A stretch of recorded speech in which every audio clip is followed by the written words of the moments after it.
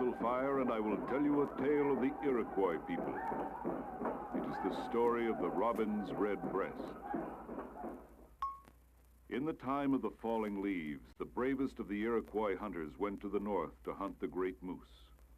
All during the cold winter, the people would feed on the meat brought back by these brave men. The youngest of the hunters was called Bright Sun. He was the chief's son and a strong youth who was eager to learn the ways of the hunt. They had traveled far from their homes, and the night wind was a bitter cold enemy.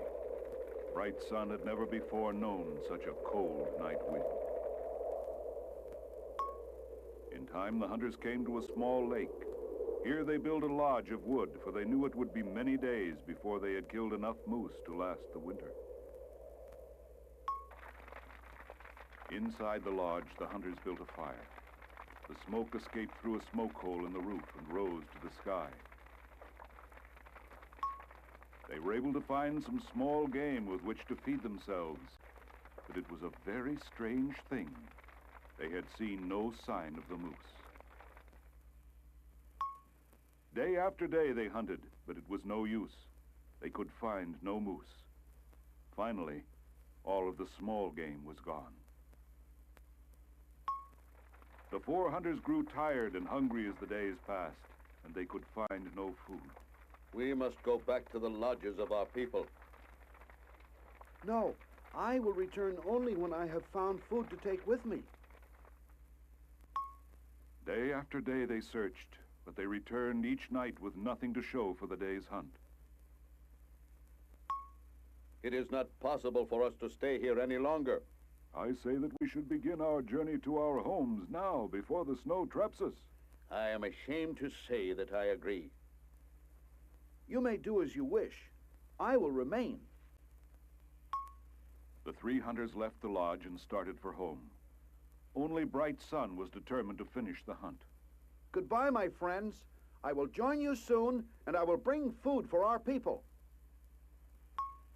Bright Sun was young and brave. His heart had not yet known failure. The wise ones of the village had told him that success comes sweetly only after failure. Bright Sun had not understood what they meant. Only one living creature seemed to notice the efforts of Bright Sun. A beautiful bird with a snowy white breast sang a cheerful song for the young hunter.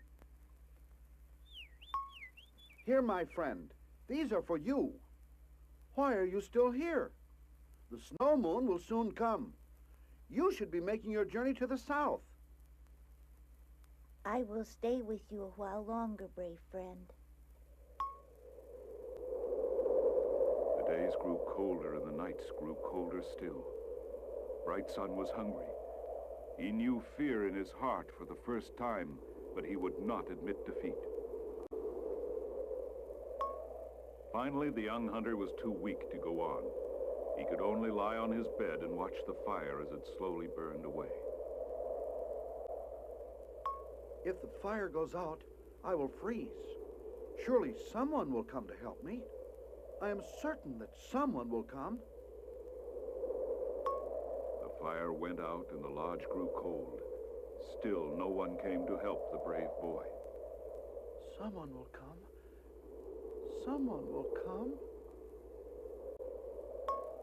Only the robin missed Bright Sun, and he flew into the lodge through the smoke hole. I have missed you, young warrior.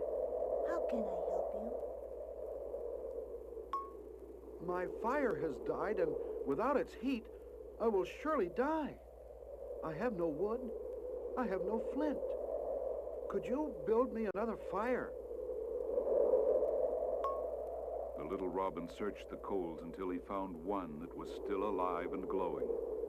After finding the glowing ember, he quickly flew out of the lodge. The robin returned at once with some twigs. Again and again, the robin brought twigs to put on the coals.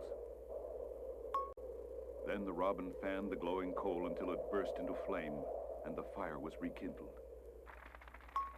The fire grew strong and warmed the lodge and Bright Sun. The robin chirped a happy song. Thank you, my little friend. for saving my life. But you have burned yourself. Your breast has turned almost red. It was time. In his effort to help the young hunter, the robin had not noticed that his snowy white breast had turned to a deep reddish brown. Every day the robin brought twigs to help keep the fire going. His happy song made Bright Sun feel better. Little friend, you have saved my life. Soon I will be able to tend the fire myself. The robin showed Bright Sun where he could find the fish of the lake already preparing to hide from the winter. Now I have wood and a fire. I am feeling strong again.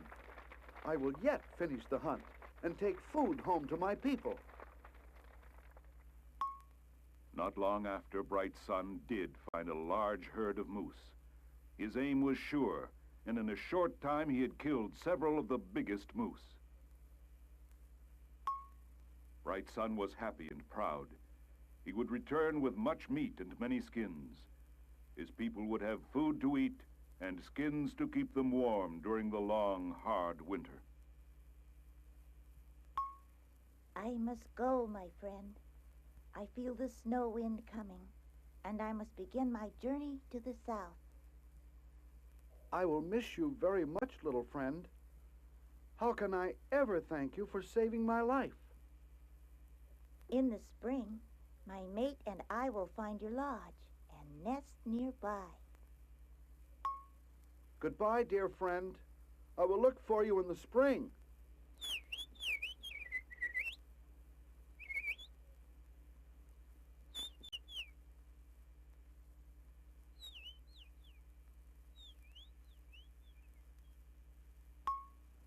Ashamed that they had left the young boy alone, the three hunters returned. To their surprise, they found Bright Sun finishing his preparations to return to the village. You will be called the mightiest of hunters. Your name will be sung in many lodges. Your courage and deeds are worthy of a great feast. My friends, those who sing of Bright Sun must also sing of the robin who made all things possible. For many days there was feasting and singing in praise of Bright Sun, the son of the chief and the mightiest hunter of all the Iroquois, and the robin who had saved his life. The snow moon had passed, and it was time for the earth to be reborn. Bright Sun waited anxiously for his friend the robin to return. Then, one day, Bright Sun heard the song that he had missed for so long. High in a tree beside his lodge, the robin with his mate had returned and made his nest. The robins were given food by the grateful village. In time, the nest was crowded with 5 baby robins. From that day to this, the robin has borne his red breast proudly to tell the world of his love and friendship for man. Each spring, he comes to build his nest close to the lodges of men and to sing his song of friendship.